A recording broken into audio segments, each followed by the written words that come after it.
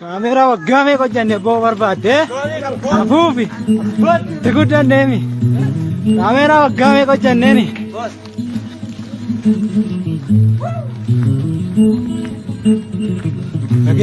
Fageenya jaallan qabsoo.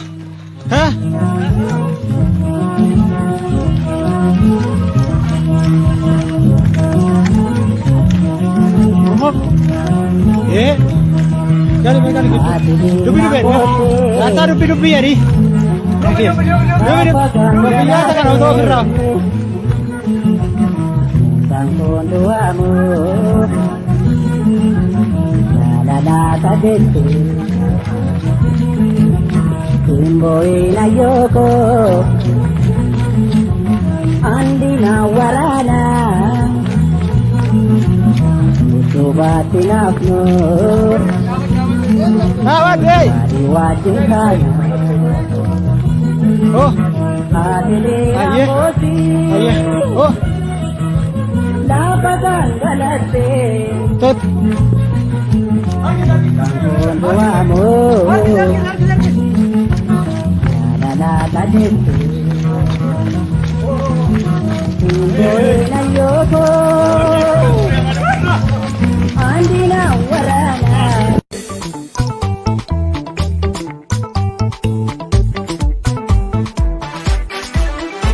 Bakka jirtan maratti nageenya keenya sin haa ga'u kabajamoo daawwattoota egereen usnee torkodeessa guyyaarraa qabannee siniif dhiyaannee jirra.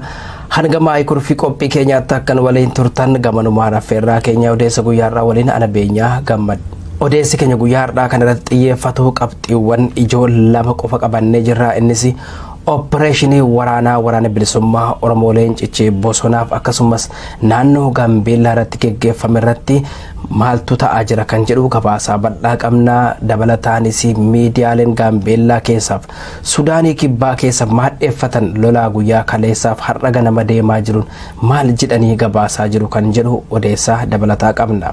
Odeessi keenya kan itti aanu immoo faawundeeshinii aartist kabajamaa Hacaaluu Hundeessaa irrattis dabalataan gabaasaa qabna. Hanga maayikuu fi qophii keenyaatti akkan waliin turtan gamanumaan affeerraa keenya an beenyaa gammadaati. Muuziqaa ce'umsaa booda walitti deebinee akkuma matootii isaarratti isiniif ibse odeessi keenya guyyaa har'aa opereeshinii waraanaa Leencichi Bosonaa lixaa Oromiyaa fi Gaambeellaa keessatti geggeesse maalirra jira maaltu raawwate kan jedhu gabaasaa bal'aa qabna. Yoo odeessi keenya isinitti tolee hiriyoota keessaniif jaallan keessaniin share like gochuun qaqqabsiisaa isiniin jenna. Opereeshinii Gaambeellaatti geggeeffame kanarratti bakka 3-4 irraa qulqulleeffachuu yaallee jirraa. Tokko ilmaan Oromoo magaalaa sana jiraatan irraa maaltu raawwate haala kamiin raawwataa ture yeroo ammaa kana maalirra jirti magaalattiin waraanni bilisummaa Oromoof waraana mootummaa gidduutti lolli adeemaa jiru maalirra jira sadarkaa kamirra gahe sadarkaa kamirra jira kan jedhus isaanirraa odeeffanneetu jirra.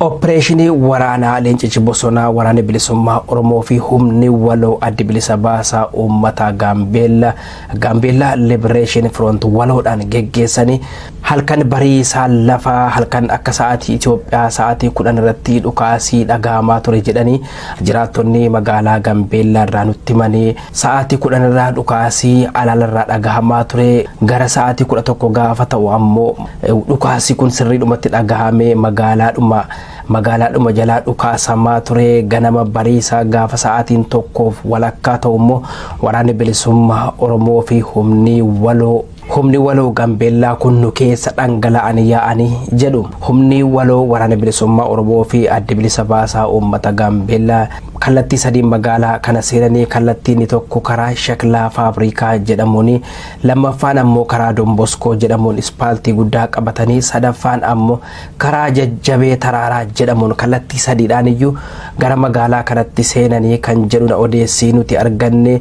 Yeroo waraanni bilisummaa Oromoo fi humni waloo adda bilisa baasaa uummata Gaambeellaa karaa Domboskoo irraan opereeshiniin geggeessaa dhufe kuni kallattiin mooraa federaal poolisiitti fuulleetti dhufanii lola jabaatu mooraa federaal poolisii kana qabachuuf tattaaffii guddaa godhanii yeroo sana waraanni federaalaa mooraa kana keessa qubsifamanii turanis dhukaasaa gara waraana bilisummaa Oromoof humna waloo kanatti dhukaasaa akka turedha. Haa ta'u malee Leencichi Bosonaa osuma itti dhukaafamu ganama sa'aatii 2 gaafa taatu mooraa federaal poolisii kana guutummaatti to'atee qabate marsee waraanni mootummaa hedduun isaanii bakka sanatti kukkufanii akka du'anidha. Gariin ammoo baqatanii gara Baaroo Maadoo bakka jedhamu laga ce'anii riqicha dildila ce'anii gara Baaroo Maadoo bakka jedhamu takka baqatanidha.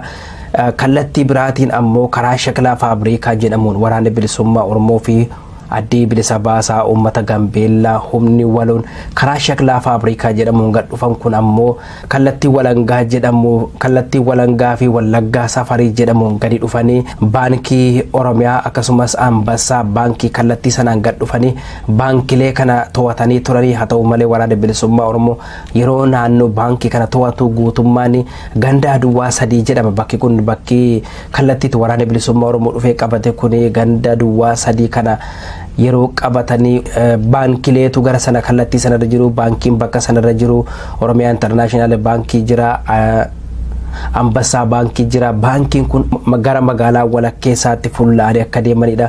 Waraanni bilisummaa Oromoo ergii magaalaa walakkaa seenanii booda humni waloo waraana bilisummaa Oromoo fi adda bilisa baasaa uummata Gaambeellaa kun bakka sana to'achuu yaalanii. Haa ta'u malee waraanni mootummaa alaala dhaabbachuun bakka waraana bilisummaa Oromoo fi bakka waraanni kun qubatanii jiranitti meeshaa gurguddaa konkolaataa gubbaaranii gara mana hawaasaatti dhukaasaa akka turedha.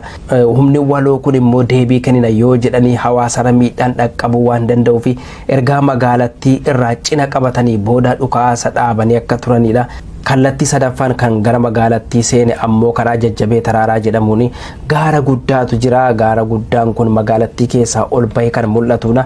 Lafa sana keessaa waan jiraadhee beekuu fi taa'umsa lafa sanaa haala magaalaa sana guutummaatti waan beekuuf odeeffannoon uummatarraa argadhe ibsuudhaaf nan rakkisu. Jajjabee Taraaraa gaarri jedhamu kun magaalattii keessa ol bahee guddatee kan mul'atudha.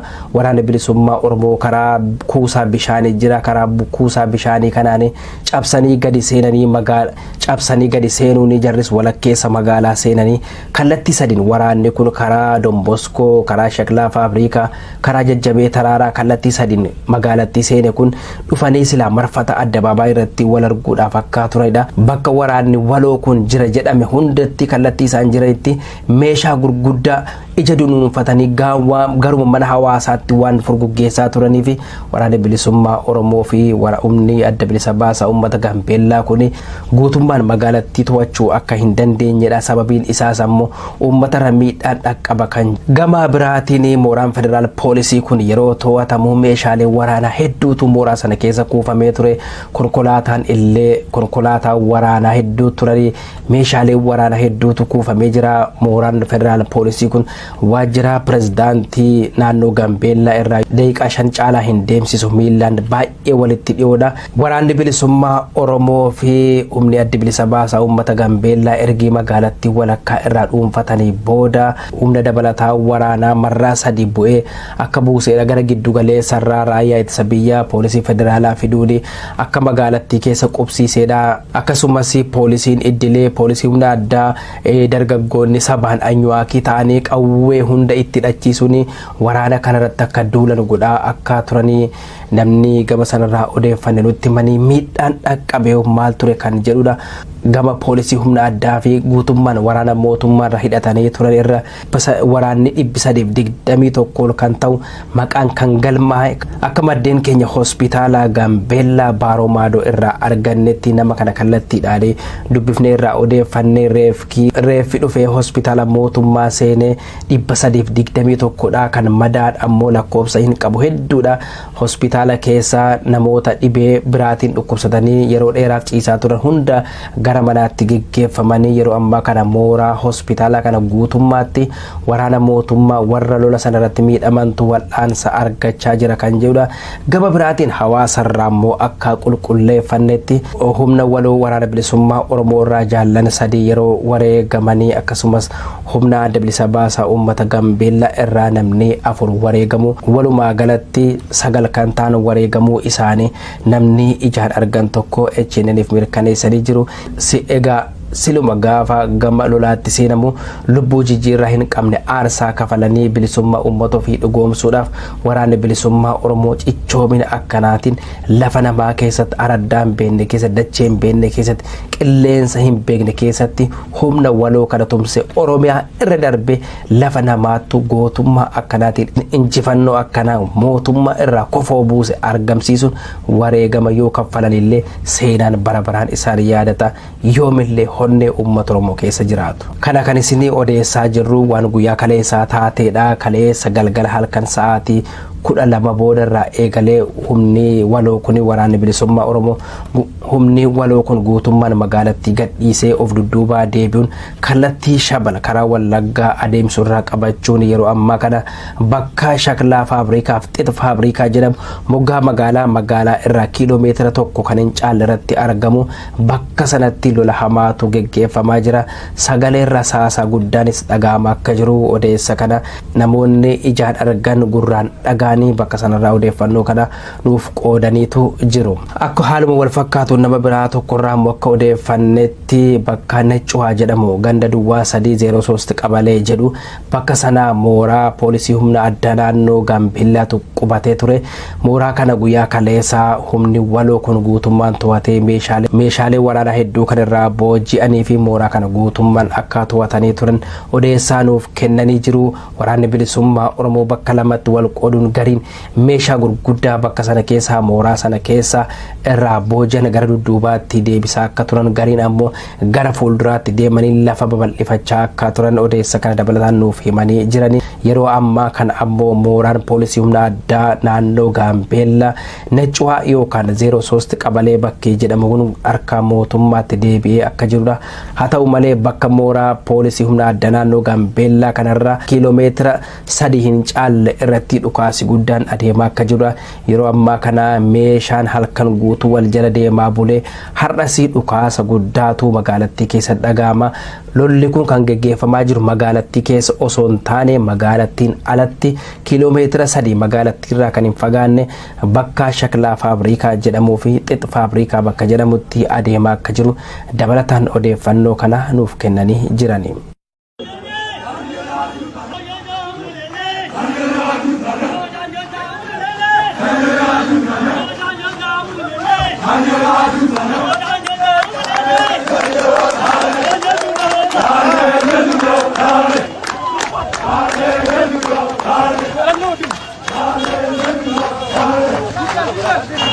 Lola guyyaa kaleessaa humni waloo kun geggeessan irratti miidiyaaleen maal jedhan?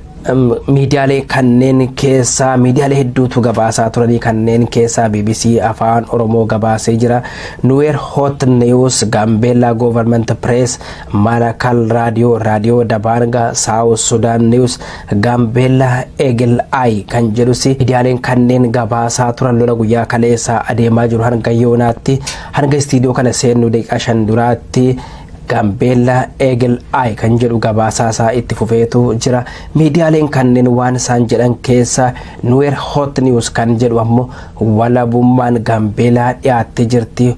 Humni waloo waraana bilisummaa Oromoo fi addee bilisa baasaa uummata Gaambeellaa cina magaalattii qabatanii gara fuulduraatti adeemaa jiru. Mooraan federaal poolisii fi mooraan poolisii humna addaa naannoo Gaambeellaa kanneen seenee ture. Haa ta'u malee tooftaa waraanaatiif ofirra deebi'anii waraanni mootummaa hedduun harcaanii hospitaalatti guuramaa jiru jedhe. Gaambeellaa Government Press Sectoriin kun immoo fuula Facebook isaarratti akka maxxansetti ganamarraa rakkoon magaalaa Gaambeellaa mudatee jiru yeroo ammaa kana waraanni riphee loltoonni magaalattii to'achuuf turan haleelamanii ofirra deebi'anii jiru jedhe. Malakal Radio kan jedhamu ammoo South Sudaanii keessatti kan argamudha.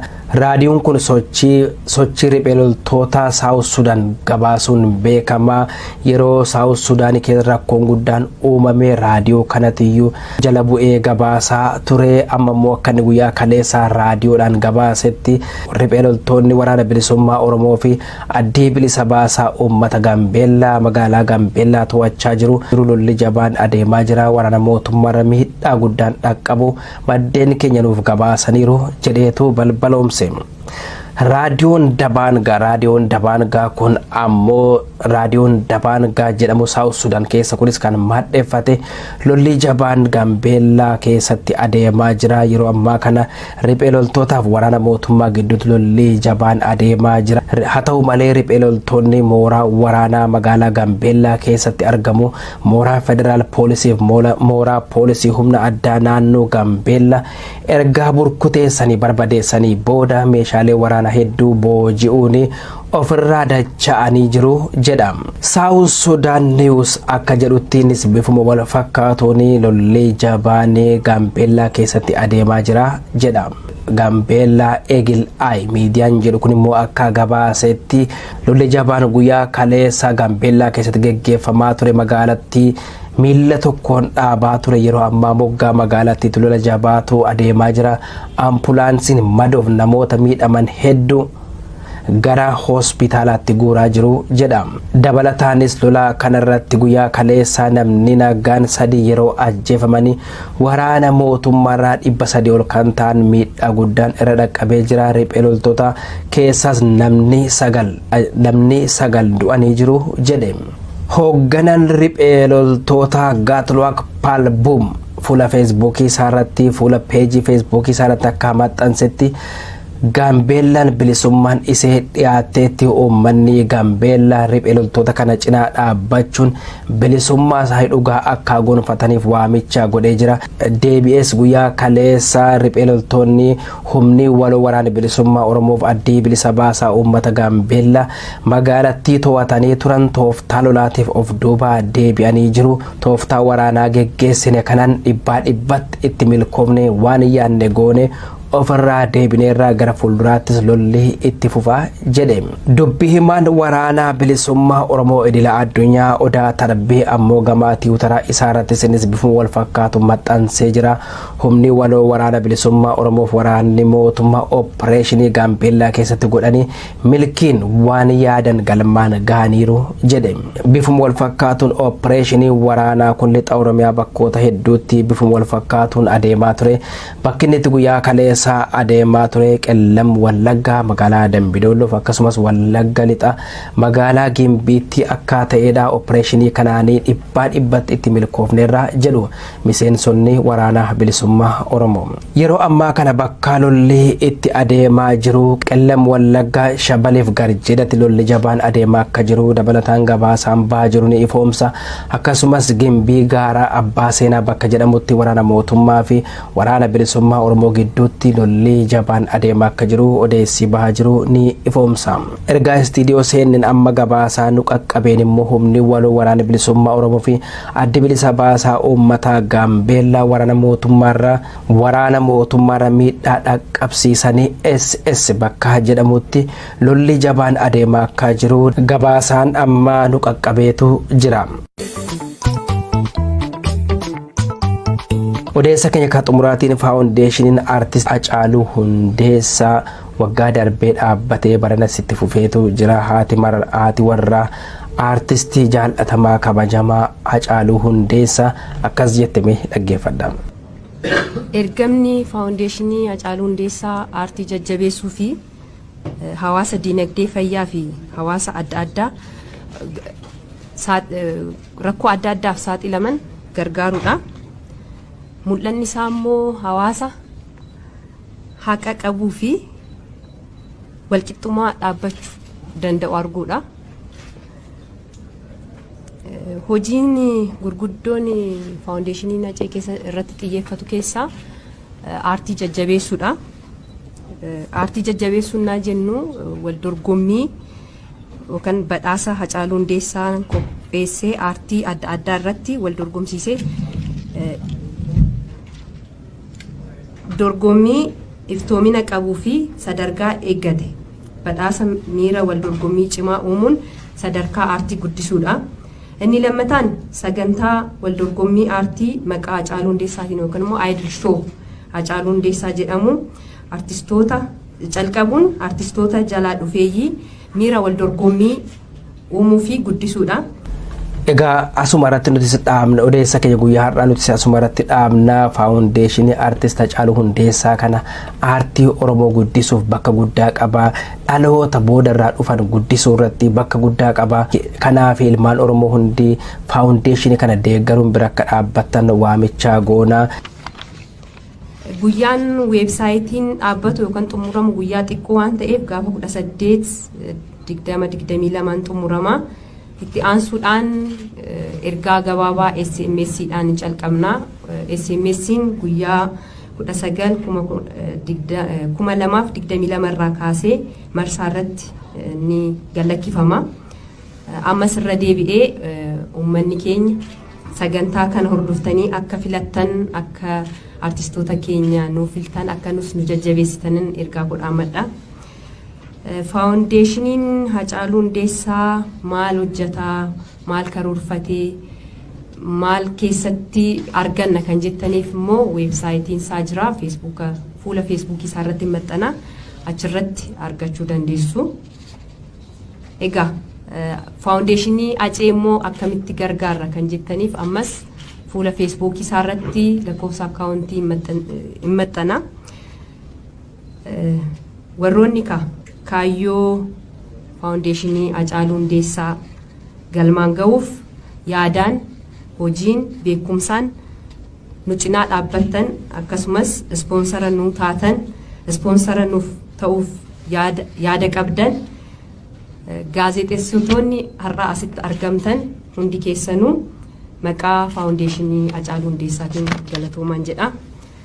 Hundi keenya akkuma beekamu dhugaan Acee egaa amma yoonaan nun argamne hundi keenya amantii qabnuun dhugaan Acee waaqa bira jira, waaqaa gaditti namoota hedduu bira jira. Dhugaan Aceen kun akka nuuf ba'u amantii qabdaniin bakka jirtanitti yeroo mara kan jedhu nuuf kadhadhaan jedha. Ulfaadhaa faawundeeshinii Hacaaluu Hundeessaa. Tolega kabajamoo daawwattoota Egeree News Network odeessa guyyaa har'aa qabannee isiniif dhiyaanne asirratti goolamnee jirra. Waan waliin turtaniif guddaa galatoomaa jecha qophii keenya ejjeen nafan waliin turtii gaarii an beenya gammadaatiin.